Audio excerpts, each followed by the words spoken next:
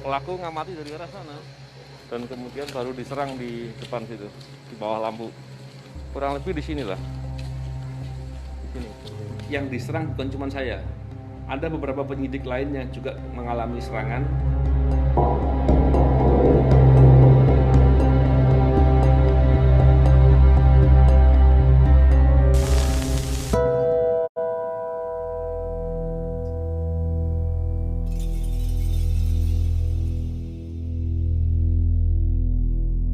Saya sebenarnya tidak sekedar menuduh, tapi saya mempunyai fakta-fakta, indikasi-indikasi yang kuat, yang bisa dikatakan itu sebagai bukti-bukti.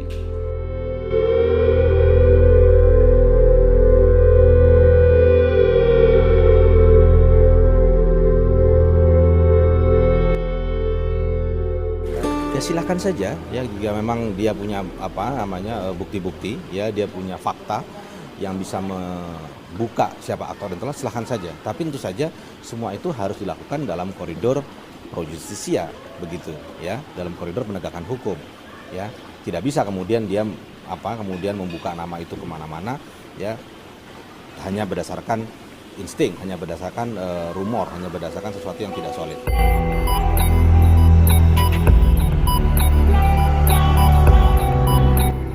Masalahnya adalah ketika proses pelaku lapangannya saja dibelokkan faktanya dengan deviasi yang sangat jauh. Bagaimana mungkin saya menyampaikan indikasi-indikasi atau bukti-bukti terkait dengan keterlibatan aktor intelektual?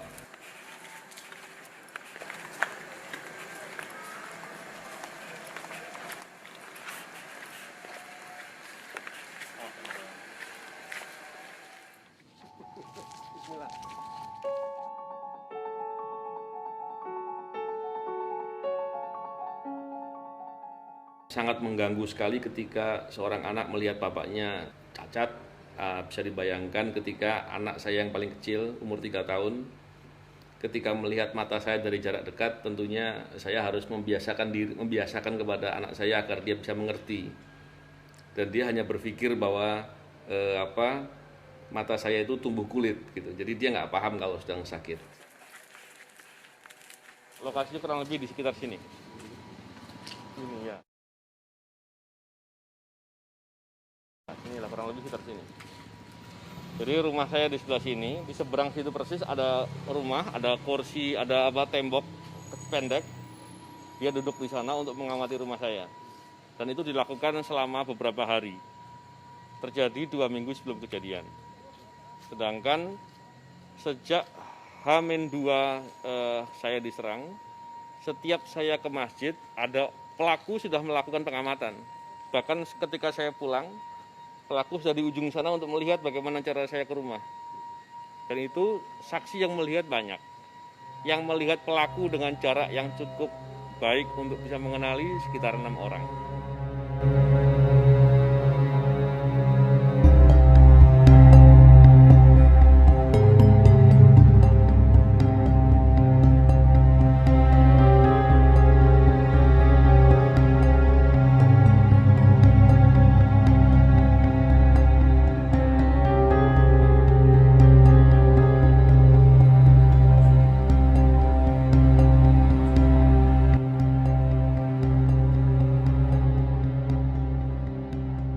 Saya banyak membongkar suatu skandal korupsi yang melibatkan banyak pihak, bahkan pihak-pihak yang mempunyai kekuasaan ataupun kekuatan yang cukup besar.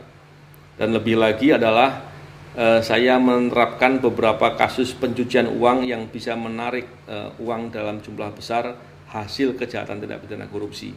Dan itu tentu membuat marah pelaku koruptor karena orang berbuat korupsi untuk mencari uang dan uangnya diambil karena penegakan hukum untuk dikembalikan kepada negara.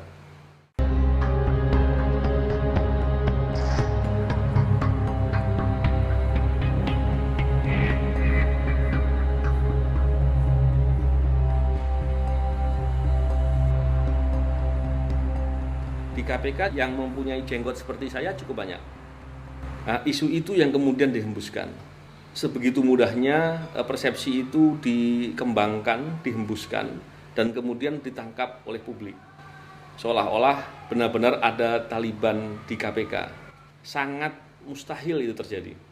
Tapi sedemikian gencar upaya itu menunjukkan bahwa isu itu adalah isu yang dikontrol atau ada yang mengendorse dengan kekuatan yang besar agar isu itu bisa menjadi suatu hal yang kemudian dipercayai. Belakangan kami sadari bahwa itu dijadikan alat untuk memecah kepercayaan publik terhadap KPK. Dan rasanya isu itu cukup efektif untuk dijadikan alasan menghancurkan KPK.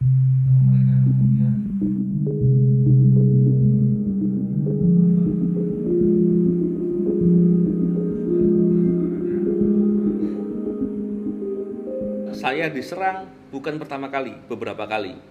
Dan pegawai KPK, bahkan pimpinan KPK juga diserang. Semuanya tidak ada yang diungkap.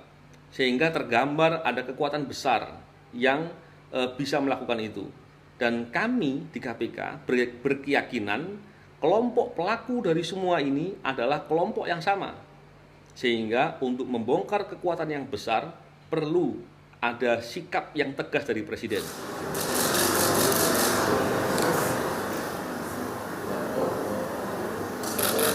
Komitmen pemerintah terhadap penegakan hukum itu saya kira sesuatu yang solid, sesuatu yang firm dan tidak bisa ditawar-tawar lagi. Jadi saya kira tidak bisa disimpulkan karena kasusnya ini lama baru terungkap lalu Presiden tidak berkomitmen. Jelas Presiden berkomitmen dan jelas perintahnya langsung dilaksanakan dan ketika sekarang terbuka ya kita ikut saja proses berikutnya seperti apa begitu.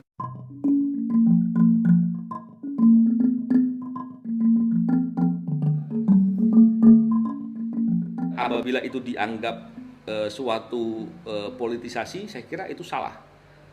Harusnya ketika saya meminta Presiden untuk ikut mengurus masalah itu, membenahi permasalahan itu, berarti tergambar bahwa saya berkeinginan menunjukkan kepada publik bahwa Presiden akan berpihak kepada upaya memberantas korupsi.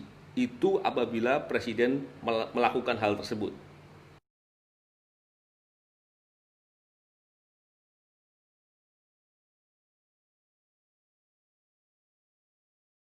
Proses terjadi dalam persidangan begitu banyak kejanggalan dan begitu jauh penyimpangan dari fakta yang objektif yang ada.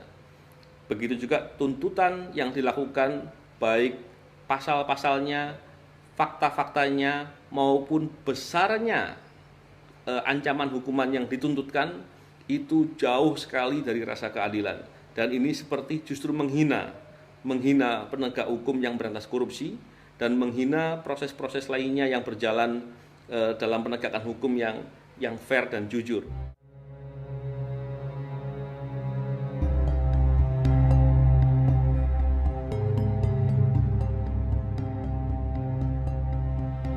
Ya tentu saja tiap kasus ada kesulitan masing-masing ya. Kita tidak bisa memaksakan tentu saja bahwa kasus ini harus cepat.